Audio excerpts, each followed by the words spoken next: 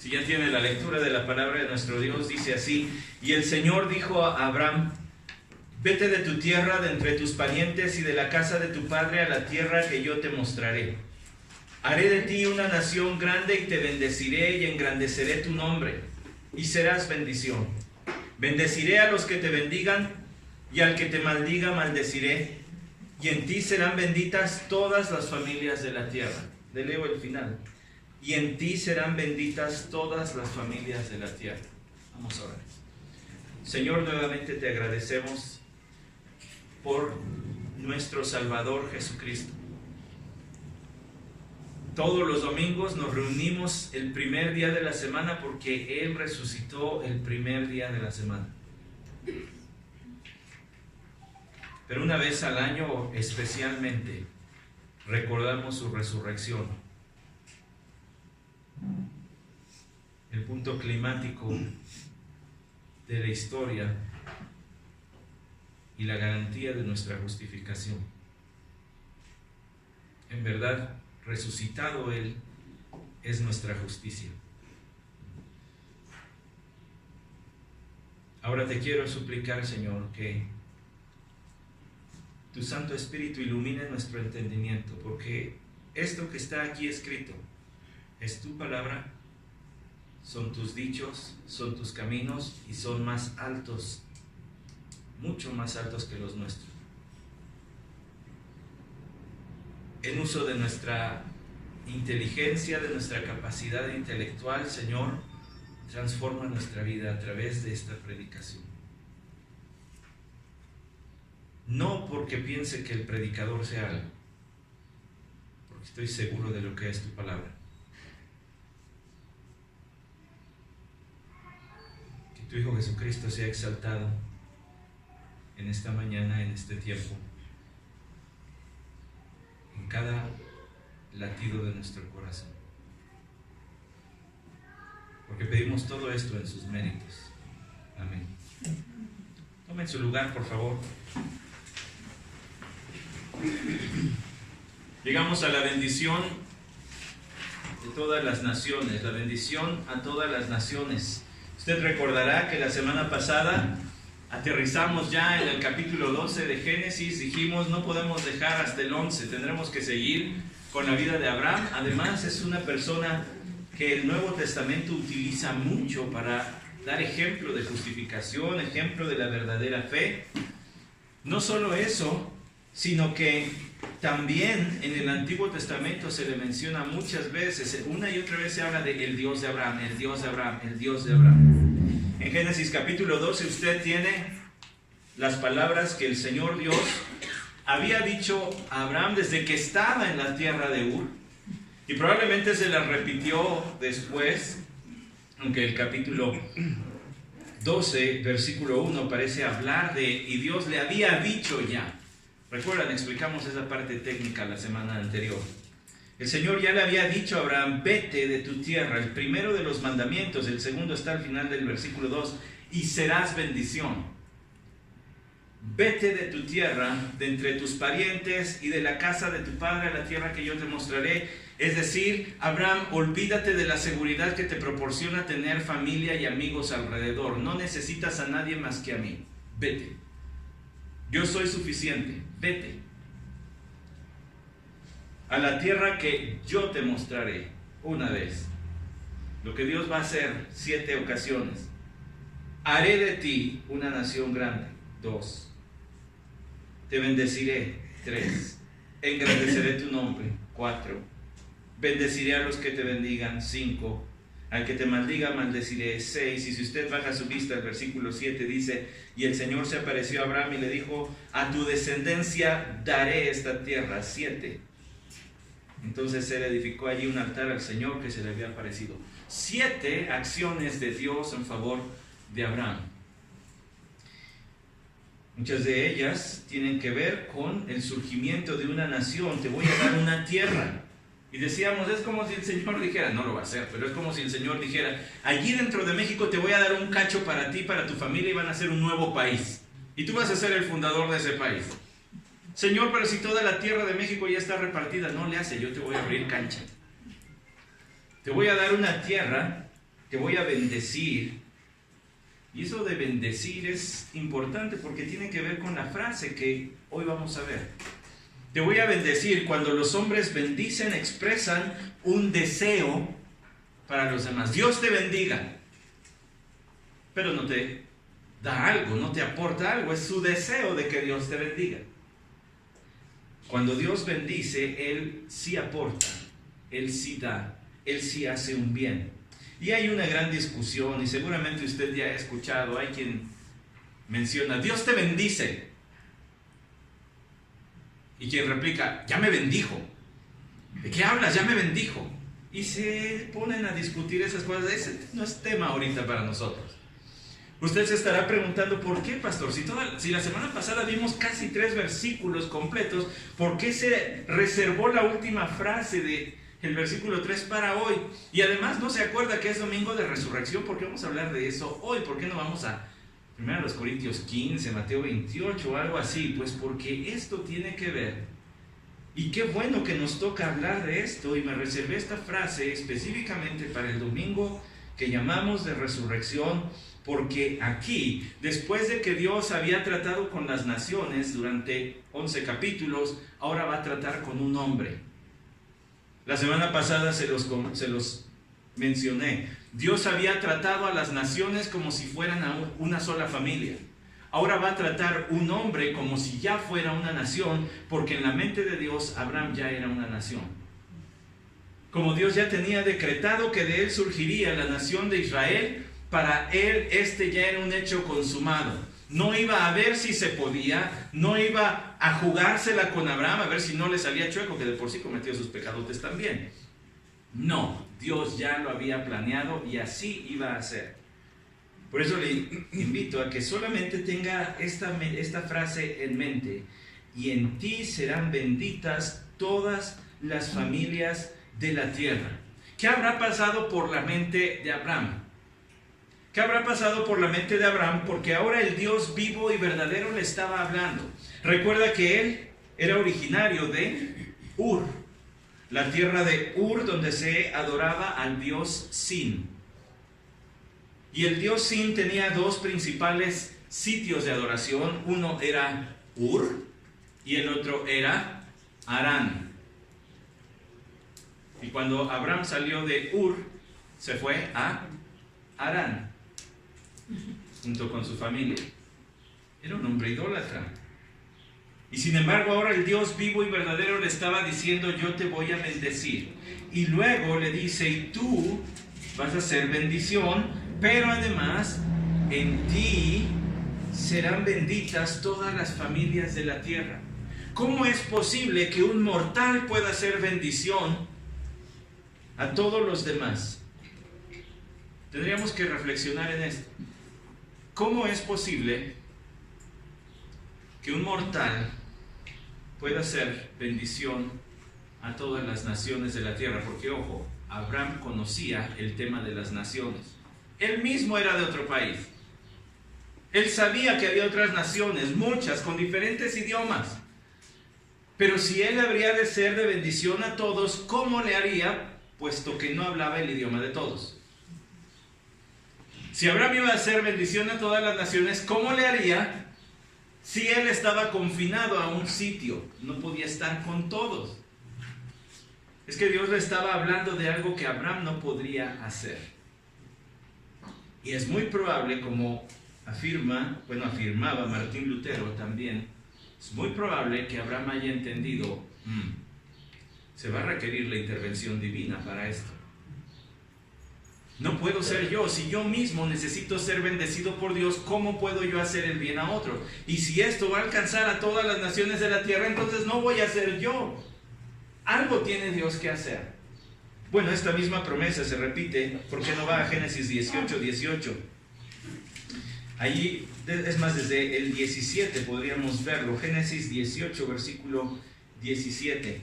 Y el Señor dijo: ¿ocultaré a Abraham lo que voy a hacer? Puesto que ciertamente Abraham llegará a ser una nación grande y poderosa, y en él serán benditas todas las naciones de la tierra. Ojo, porque es Dios hablando antes de la destrucción de Sodoma y de Gomorra, diciendo: no le puedo ocultar a Abraham lo que voy a hacer. ¿Cómo se lo voy a ocultar? Porque en él serán benditas todas las naciones de la tierra. Dios ya lo está dando por hecho. En su mente no hay duda. El plan está decretado, así va a suceder.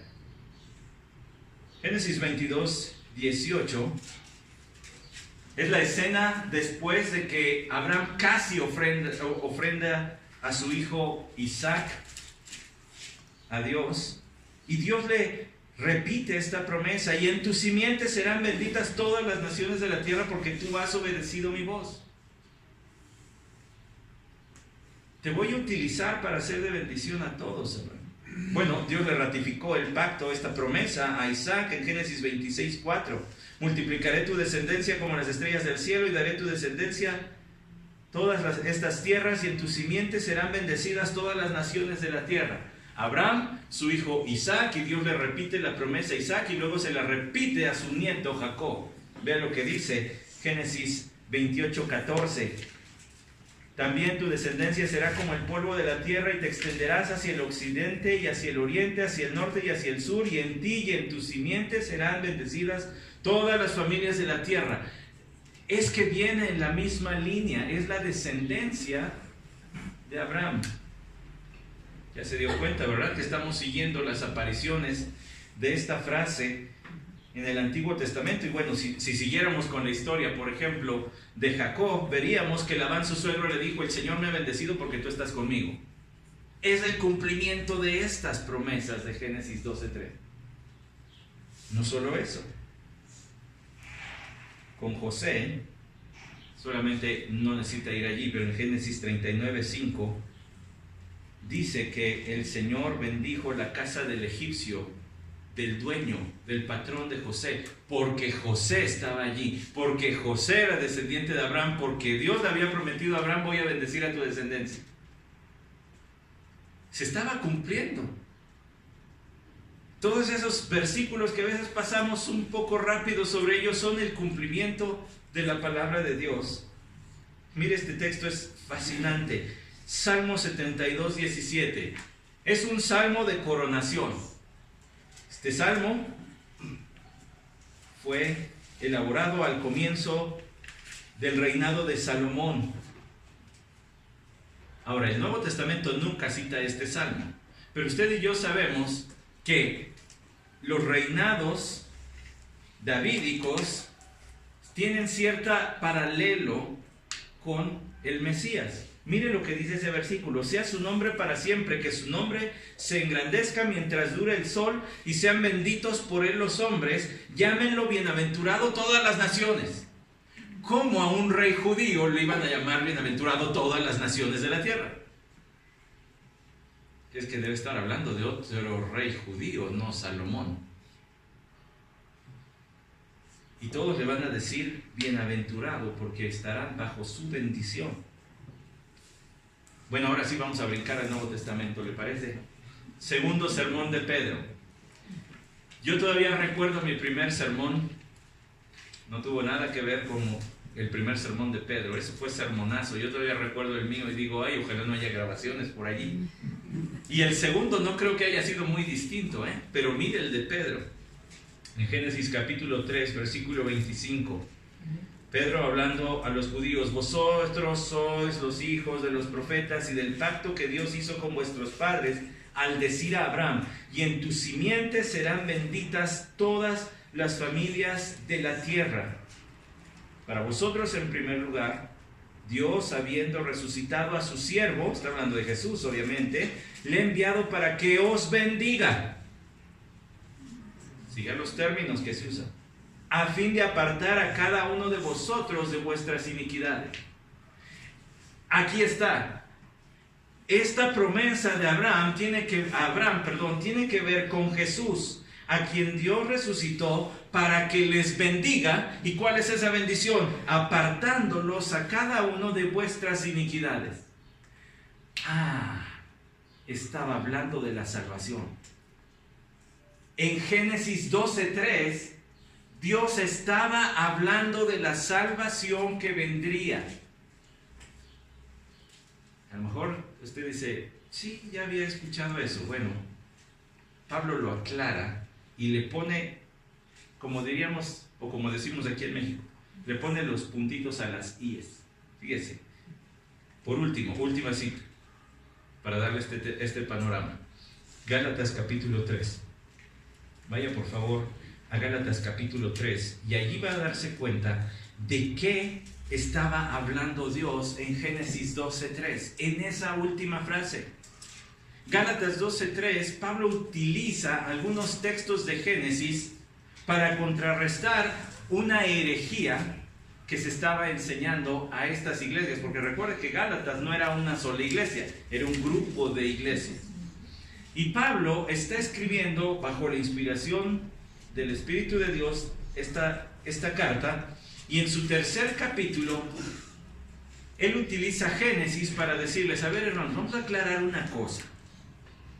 A ustedes alguien les está enseñando, alguien los está fascinando, los está enajenando, atontando, diciéndoles que es necesario creer en Cristo, además de seguir guardando la ley mosaica y cumplir los ritos, como el de la circuncisión.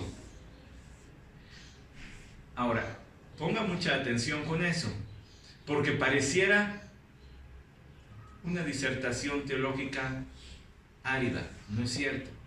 La cuestión estaba muy álgida y muy seria y muy dura, y usted lo va a ver en las palabras de Pablo. ¿Por qué razón?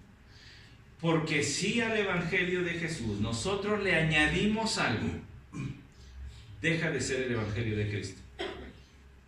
Es decir, si la salvación por fe en Jesús, empezamos a decir que hay que hacer algo más junto con creer en Jesús, entonces la gente no va a ser salva porque está creyendo otro evangelio. Ahora, los gálatas no iban a perder su salvación. Los que fueran verdaderos creyentes entre ellos no iban a perder su salvación. Pero el evangelio se iba a detener y nadie más hubiera sido salvo, ni ustedes ni yo, porque nos hubiera llegado un evangelio pervertido.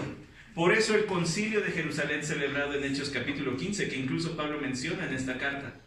Por eso la carta a los Gálatas, para frenar de seco a todos aquellos que decían, principalmente judíos, que decían: pues creen que Cristo está bien, pero sigue cumpliendo la ley de Moisés. No es así. Por eso Pablo dice, versículo 1 del capítulo 3 de Gálatas: oh Gálatas insensatos, faltos de entendimiento, ¿quién os ha fascinado a vosotros, ante cuyos ojos Jesucristo fue presentado públicamente como crucificado? Ya les presentamos a Jesús crucificado. Esto es lo único que quiero averiguar de vosotros. ¿Recibiste el Espíritu por las obras de la ley o por el oír con fe? ¿Cómo recibieron el Espíritu Santo? ¿Habiendo estado sirviendo a la ley, cumpliendo los ritos judíos, estos que eran gentiles? ¿O cómo recibieron? No fue por el oír con fe, no fue por la salvación en Cristo Jesús. Tan insensatos sois, tan faltos de entendimiento, quiere decir eso. Habiendo comenzado por el Espíritu, vais a terminar ahora por la carne. Ojo, Pablo les dice, la santificación que está llevando a cabo el Espíritu Santo en ustedes, empezó por el Espíritu. Ahora ustedes la van a terminar sujetándose a ciertos ritos, regresando a los sacrificios, circuncidándose ustedes los gentiles. ¿A eso va a avanzar su santificación? Ya va viendo lo absurdo de esto, ¿verdad? Les dice: habéis padecido tantas cosas en vano, versículo 4. Si es que en realidad fue en vano, ¿han vivido todo lo que han vivido en vano? La palabra que está allí traducida como padecido es han vivido, han pasado por, no necesariamente implica alguna prueba dolorosa, sino simplemente han vivido todo esto en vano. Si es que en realidad fue en vano, aquel pues que os suministra el Espíritu y hace milagros entre vosotros, ¿lo hace por las obras de la ley o por el oír con fe? El Espíritu de Dios que está transformando vidas, que ha realizado y certificado el mensaje del Evangelio con milagros, ¿vino cuando servían a la ley? ¿Les llegó por haber hecho los rituales judíos o por el creer en fe? Así Abraham creyó a Dios y le fue contado por justicia. ¿Y sabe qué está citando Pablo? Génesis 15:6. Así creyó Abraham a Dios y le fue contado por justicia. Solo la fe. No había rituales. La circuncisión Dios la ordenó después, cuando Abraham ya estaba justificado. No recibió la salvación por la circuncisión, la recibió por creer la palabra de Dios. Por consiguiente, versículo 7, sabed que los que son de fe, estos son hijos de Abraham. Y aquí viene nuestro texto, nuestra frase, Génesis 12:3, versículo 8 dice de Gálatas 3, y la Escritura, previendo que Dios justificaría a los gentiles, por la fe anunció de antemano las buenas nuevas a Abraham, diciendo, en ti serán benditas todas las naciones. Allí está el comentario de Pablo a Génesis 12:3, y gracias a Dios que Pablo lo comentó y nos lo aclaró todo. ¿De qué le estaba hablando Dios a Abraham? De que Dios, y la Escritura es una forma de hablar de la seriedad de la palabra de Dios como el mismo Dios, y la Escritura previendo que Dios justificaría a los gentiles. Y en ti serán benditas todas las naciones de la tierra. Génesis 12:13, Dios le estaba declarando, anunciando a Abraham que a través de un descendiente suyo, él traería salvación a todas las naciones, a los gentiles también. Es más, se pone mejor, porque ese versículo 8 dice, por la fe, no por los rituales judíos, no por ofrecer sacrificios, no por la circuncisión, no por guardar las fiestas, sino por la fe. Entonces, ¿para qué hacían todo eso los judíos? Bueno, Pablo lo va a explicar en un momentito. Solamente porque era una manera de decirles que ellos no podían acercarse a Dios a menos de que hubiese un sustituto por sus pecados. Por la ley nadie nunca fue salvo, lo va a decir Pablo. Nadie se ha salvado por la ley.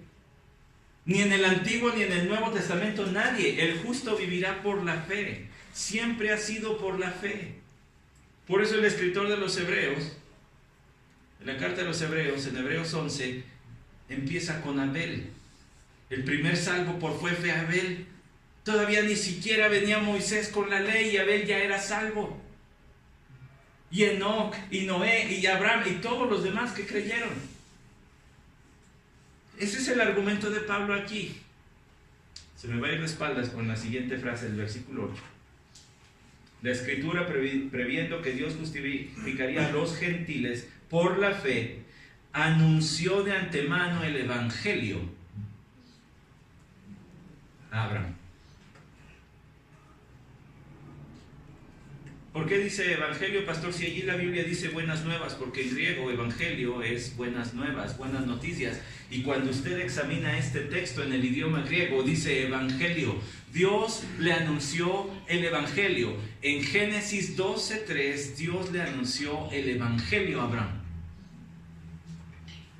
Te voy a utilizar para traer salvación a todas las naciones.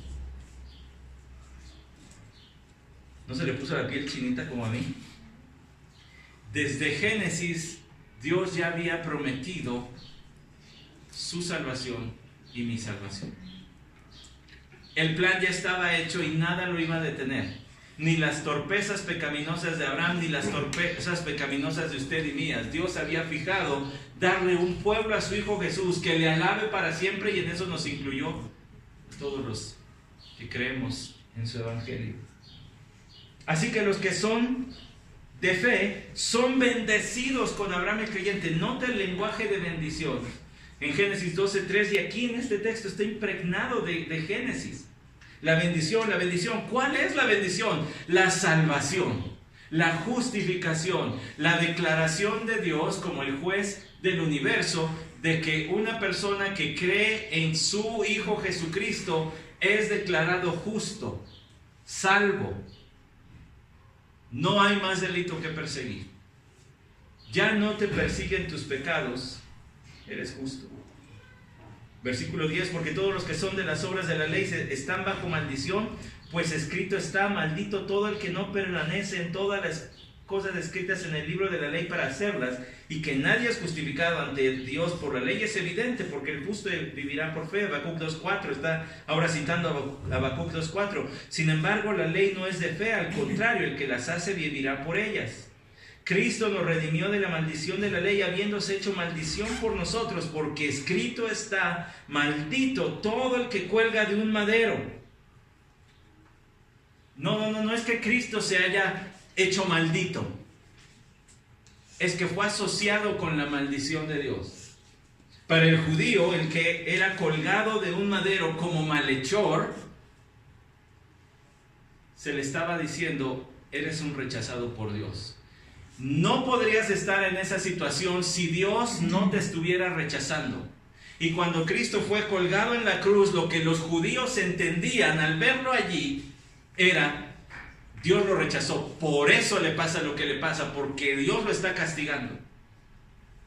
Cristo se subió a la cruz, tomando el lugar que nosotros debíamos tener como los rechazados de Dios. Esto te pasa porque Dios no te ama, porque Dios está vaciando su ira sobre ti. Entonces, es una forma de pensar muy judía, porque a los judíos se les había mandado que llevaran animalitos para ser sacrificados, y entonces ponían su mano sobre ellos, dando a entender que ahora los pecados de esta persona serían pagados por el animalito al ser sacrificado. Entonces el animalito no se volvía pecador, el animalito no es un ser moral, no tiene capacidad de decidir entre lo bueno y lo malo, actúa por instinto, pero quedaba identificado con el pecador. Ahora está tomando mi lugar, es lo que Pablo está diciendo. Él se echó a la maldición como si él hubiese sido rechazado por Dios. Cristo se subió a la cruz, y por eso es que puede justificar a los creyentes, habiendo sido tratado como si Dios lo hubiera rechazado personalmente a él.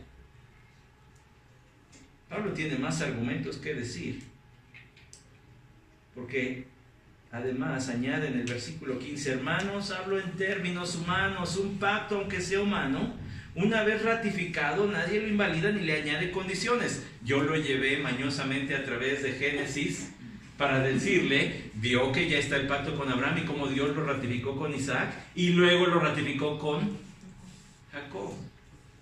Ya estaba ratificado, dice Pablo, nadie lo puede cambiar. Ahora bien, versículo 16: las promesas fueron hechas a Abraham y a su descendencia. Perdón, Pablo, se lo leo en mi traducción personal. Ahora bien, las promesas fueron hechas a Abraham y a su descendiente. No dice a sus descendientes como refiriéndose a muchos, sino más bien a uno: y a tu descendiente, es decir, Cristo. Este pastor ya está aquí de hereje porque ya le cambió las palabras a la Biblia. No le estoy cambiando, se lo estoy poniendo en una traducción que a mí me parece más clara. ¿Por qué? Porque cuando habla Pablo diciendo a su descendencia, usa la palabra griega spermasin.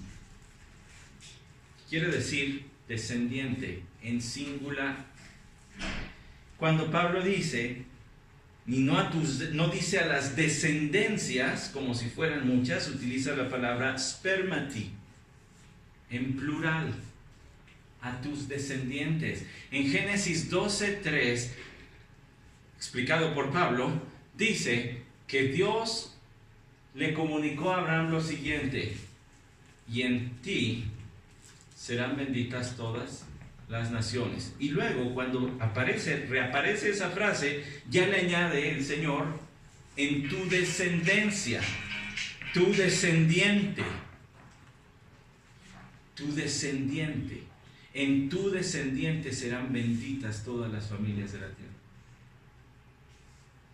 Va a haber un descendiente tuyo, Abraham, que va a ser bendición a todas las naciones. Y en Gálatas Pablo dice que esa bendición es la salvación. En un descendiente tuyo va a haber salvación para todos.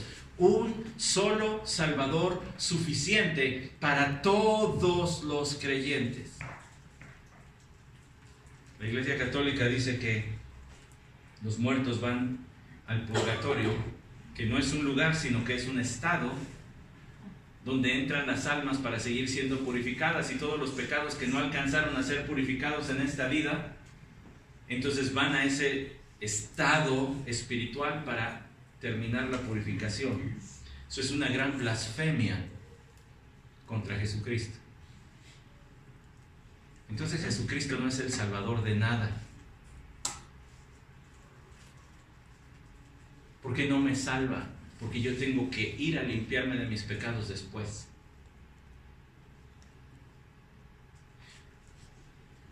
Pero Juan 19:30 dice que el Señor, clamando a gran voz, dijo: consumado es, se acabó, está pagado. En una sola palabra, cuando usted va a X tienda y tiene que pasar por la caja y le ponen un sello y después tiene que ir al lugar de entrega, ¿qué dice el primer sello que le dan? Pagado.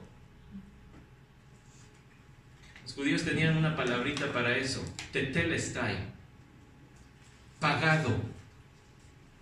Y cuando Cristo estaba en la cruz dijo: está pagado, tú no necesitas ir a purificarte tus pecados, yo ya pagué por todos. Un solo descendiente será bendición para todas las naciones, un solo Salvador que es suficiente, porque no hay bajo el cielo otro nombre dado a los hombres en el que podamos ser salvos. Y no hay otro nombre dado a los hombres porque no es necesario otro hombre. Usted no necesita decirle a María: ruega por nosotros. Cristo es suficiente. Un Salvador, un descendiente para todas las naciones. Pablo lo dijo en Gálatas 3. No dice y a las descendencias como refiriéndose a muchos, sino más bien a una, y a tu descendencia, tu descendiente, es decir, Cristo. Lo que digo es esto: la ley que vino 430 años más tarde, después de Abraham, no invalida un pacto ratificado anteriormente por Dios, como para anular la promesa. Versículo 18: porque si la herencia depende de la ley y no depende de una promesa, pero Dios se la concedió a Abraham por medio de una promesa, entonces ¿para qué fue dada la ley? La ley no fue la escalera donde si tú cumples estos mandamientos llegas al cielo. La ley fue dada para esto: para que a causa de las transgresiones, hasta que viniera la descendencia, o sea Cristo, la cual había sido hecha la promesa, ley que fue promulgada mediante ángeles por mano de un mediador. Ojo con eso, el mediador es Moisés, y dice que fue promulgada por ángeles. ¿Qué papel jugaron los ángeles en la promulgación de los 10 mandamientos? No tengo ni idea, pero Pablo dice que allí estuvieron involucrados. Algo debieron haber hecho. Ahora bien, un mediador no es de una parte solamente, ya que Dios es uno solo. Entonces la ley es contraria a las promesas de Dios de ninguna manera, porque si se hubiera dado una ley capaz, escucha esto, de impartir vida, entonces la justicia ciertamente hubiera dependido de la ley. Pero la Escritura lo encerró todo bajo pecado, para que la promesa que es por fe en Jesucristo fuera dada a los que creen. La promesa que le fue dada a Abraham de salvación a todas las naciones no viene por medio de seguir los rituales de la ley, viene por medio de la fe en Cristo. ¿Para qué sirve la ley? Para decirnos: tú no eres tan santo como Dios. ¿Ya viste los 10 mandamientos? Pero yo no he matado. Pero cualquiera que odia a su hermano es culpable de homicidio, dijo el Señor. Entonces sí has matado. Pero yo no he adulterado. Cualquiera que vea a una mujer y la desee en su corazón ya adulteró con ella. Entonces sí has adulterado. Pero yo no he robado. Pero yo no he mentido. Pero yo no he envidiado. Entonces, ¿la ley de qué te sirve? La ley solamente es el espejo que te dice: tú no eres como Dios y por tanto estás destituido de la gloria de Dios, y por tanto necesitas voltear por el socorro que Dios ha provisto, que es Cristo Jesús, que es suficiente para todos tus pecados y los de todos los creyentes, de todos los tiempos, de todas las naciones, uno solo para todos. De manera que la ley ha venido a ser nuestro ayo para conducirnos a Cristo.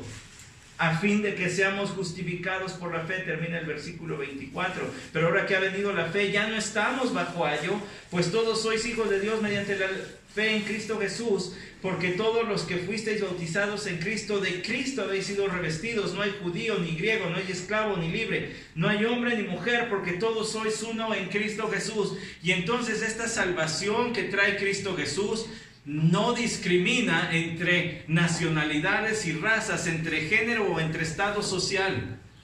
Es el mismo Salvador suficiente para los judíos y para los gentiles, hombres y mujeres, ricos y pobres. Cristo es el mismo y el único Salvador, y de Él se han revestido. Ante Dios, tú te ves como Jesús cuando crees en Él, y por eso tienes entrada ante Él. Y por eso tienes bendición de Él, la bendición que es la salvación y que además trae todas las otras bendiciones. Y si sois de Cristo, entonces sois descendencia en singular. Entonces son descendientes, eres descendiente de Abraham. Tienes una fe como la de aquel. No es que pierdas tu nacionalidad y ahora seas judío. La Biblia nunca mezcla y confunde a la iglesia con Israel. No. Pero ahora somos de ese nuevo pueblo que habló Pedro. Ahora ustedes son familia escogida, real sacerdocio, pueblo comprado por Dios. Ahora eres parte de ese pueblo, del pueblo cristiano. El comentario de Pablo entonces acerca de Génesis 12:3 es que Dios le estaba anunciando el evangelio al propio Abraham, que ya lo había hecho Dios al hablar en su primer promesa del Mesías en Génesis capítulo 3, ¿recuerda? Génesis capítulo 3, versículo 15: y pondré enemistad entre tú y la mujer, y entre tu simiente y su simiente. Él te herirá en la cabeza y tú lo herirás en el calcañar. La primer promesa del Mesías fue la promesa de que Él traerá juicio sobre Satanás. La segunda promesa del Mesías que encontramos en Génesis 12 es la promesa de que Él traerá bendición a las naciones. La primera vez que se prometió al Mesías, se prometió su venida en juicio para destruir las obras del diablo. La segunda promesa del Mesías es la promesa de bendición, de salvación a todas las naciones, en Génesis 12:3. Y ahora, después de ver esto, permítame citar unas palabras. Martín Lutero decía: no se mencionaba en Génesis 12:3 solo la redención de la raza humana, sino la propia encarnación de Cristo. ¿Por qué la propia encarnación de Cristo? Sería la gran pregunta, y aquí ya no estoy citando a Lutero, simplemente le pregunto, ¿por qué? ¿Por qué pensaba de esa manera el gran reformador Martín Lutero? Porque tiene que ser un descendiente físico de Abraham. Desde Génesis 12:3 se estaba hablando de la Navidad, pues. Cristo tiene que aparecer en carne, tiene que ser un descendiente físico de Abraham. Y decía Martín Lutero, Génesis 12:3 debería estar escrita en oro, y esa frase debería ser ensalzada en los idiomas de todas las personas, porque ¿quién más ha sido el traidor, el dador de bendición entre todas las naciones, excepto el Hijo de Dios, nuestro Señor Jesucristo? Sí, es cierto. Génesis 12:3 debe ocupar un lugar muy especial, porque una vez que hemos visto el benefactor, el traidor, el dador de la bendición, vea la extensión de la bendición: todas las naciones de la tierra. Génesis 12:3 entonces explica, la promesa de Génesis 12:3 explica la salvación de Rahab, de la que se habla en el historial de los llamados héroes de la fe en Hebreos 11:31. Una mujer gentil, habitante de Jericó, que alcanzó salvación por la fe en el Dios de Abraham. Eso explica la vida de Ruth, mujer moabita, que incluso estas dos mujeres se mencionan en la genealogía de nuestro Señor Jesucristo, siendo gentiles. Esto explica el por qué Dios envió a Jonás a Nínive, a un pueblo gentil, a predicarle, porque estaba prometido que en Abraham vendría salvación en su descendiente, que nosotros ya entendemos es Cristo Jesús, vendría en su descendiente salvación a todas las naciones. Esto explica Hechos capítulo 8, versículo 5, cuando el Evangelio salió de Jerusalén, de Judea, de territorio judío, y llegó a Samaria. Y la iglesia se convirtió en una misión. Esto explica Hechos 10, específicamente el versículo 34, cuando Pedro es enviado a casa de un hombre gentil llamado Cornelio a predicar la salvación en el nombre de nuestro Señor Jesucristo. Esto explica y pone en perspectiva el ministerio de Pablo. Será testigo a todas las naciones, ante reyes va a ir. Eso pone en perspectiva la larga línea de creyentes que como estafeta fueron pasando el Evangelio hasta que llegó a ti, hasta que llegó a mí. Es que Dios lo había prometido. Es que Dios ya tenía en vista a las naciones del continente americano, aun cuando este no había sido descubierto. Es que Dios tiene en perspectiva todavía a todas aquellas naciones que siguen sin escuchar el Evangelio, y sí las hay, y yo se lo he dicho. Yo estuve en un pueblo donde uno hablaba de Jesús y la gente no sabía ni qué era eso. No sabían si era una comida, si era un dicho mexicano o era qué. Entonces la promesa no solamente explica el pasado de la evangelización, la promesa de Génesis 12:3 impulsa la evangelización actual. Por eso es que nos reunimos solamente para ser alentados, pero nos dispersamos para salir a predicar y a vivir el evangelio entre las personas que no conocen a Cristo. Por eso es que el ministerio del pastor es igualmente importante que el ministerio de todo creyente.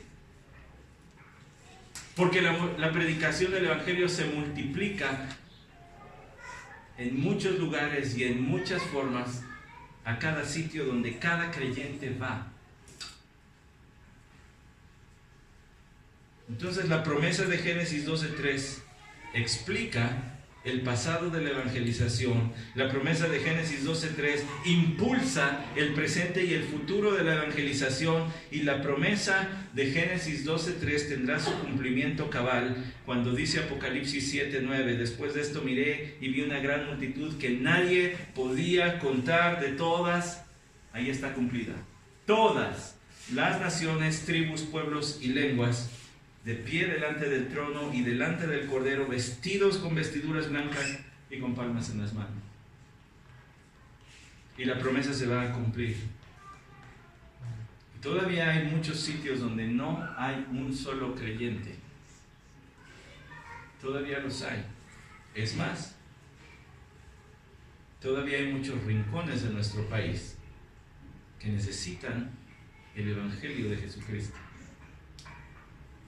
Y están aquí mismo en nuestro país. Y quiero pensar, como Dios le dijo a su siervo Pablo cuando estaba en Corinto, y esto lo puede leer en Hechos capítulo 18, y Pablo estaba viviendo bajo mucha dureza, bajo mucha oposición, quizá ya pensando mejor irse a otra ciudad ante la dureza del corazón de las personas en Corinto, y Dios le dijo a Pablo: no temas, tengo mucho pueblo en esta ciudad, sigue predicando. Y quiero pensar que Dios tiene todavía muchos escogidos en esta ciudad, a las cuales las iglesias de esta ciudad tienen que llegar, y entre ellos esta. Entonces, ¿qué podemos hacer?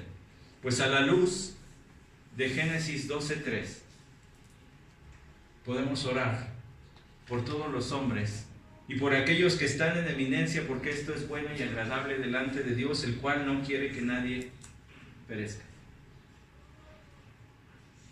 Así dice 1 Timoteo capítulo 2. ¿Qué podemos hacer? Podemos orar por ellos, podemos apoyarnos unos a los otros en nuestro trabajo de evangelizar y hacerlo juntos. Podemos apoyar a los misioneros con ofrendas, con oración, con ánimo. Podemos apoyar plantadores de iglesias, podemos convertirnos en plantadores de iglesias. Podemos apoyar predicadores, evangelistas, que van y empiezan una obra y luego lo dejan para que otro continúe y se van a otro lado y plantan un grupito de hermanos y luego llevan un pastor y él se va a otro lugar y así andan. Podemos apoyar seminarios bíblicos para que predicadores expositivos sigan surgiendo. Por supuesto, podemos predicar el evangelio, acercarnos a las personas, extenderles el amor de Cristo en obra, sí, pero también en palabra predicada con nuestros propios labios del evangelio de nuestro Señor Jesús. Porque la promesa está hecha, no hay pierde, está seguro. Y esa promesa que ha impulsado desde el Antiguo Testamento a los fieles creyentes a hacer de testimonio a las naciones es la misma Génesis 12:3 que nos debe impulsar a nosotros hoy. El plan está hecho. Cristo va a ser de bendición a todos los pueblos de la tierra. Y nosotros tenemos el privilegio de llevar a ese Cristo a las naciones. No caiga bajo la suposición que algunos tienen. Y aquí cito al pastor Miguel Núñez, una entrevista que dio diciendo: algunos asumen que Latinoamérica ya está evangelizada y por tanto concluyen que la gran comisión ha sido cumplida en nuestra región. Eso es falso. Aunque en los libros de historia diga que la Iglesia Católica llegó a evangelizar a los indígenas en este continente, ese es un evangelio falso. Ese es un evangelio que no salva. Y por tanto Latinoamérica no ha sido evangelizada. El Señor ha puesto el evangelio en nuestras manos, así como se lo anunció a Abraham, para que nosotros seamos los agentes que lleven la verdadera salvación por fe, solo en Cristo, solo para la gloria de Dios. ¿Qué tiene que hacer usted? Ya le dije: orar, apoyar, predicar. Ese es el trabajo de cada uno de nosotros. Está prometido desde Génesis y está anunciado el cumplimiento en Apocalipsis. No va a fallar, no tiene modo de fallar. Dios lo va a hacer. Que Él nos use para realizar. Oremos. Padre, gracias por tu palabra. No hay pierde, Señor. No hay manera de fallar. Tú lo prometiste y lo vas a cumplir. Tanto así que ya está la promesa cristalizada en tu escritura, Apocalipsis, como lo leímos.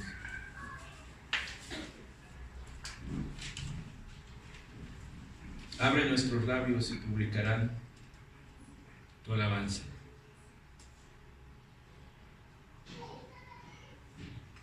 Anunciaremos a la generación venidera las maravillas de nuestro Dios.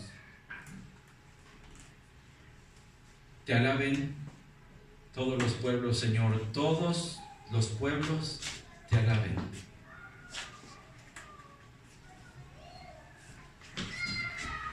Verdaderamente el Cordero es digno de recibir la honra, la gloria y el honor, porque solo en Él hay salvación.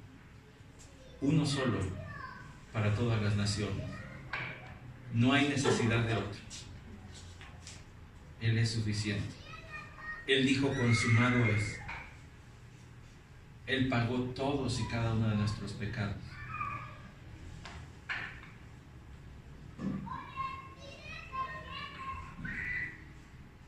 Por eso le agradecemos, te agradecemos a ti, Dios nuestro, por dar a tu Hijo en nuestro lugar.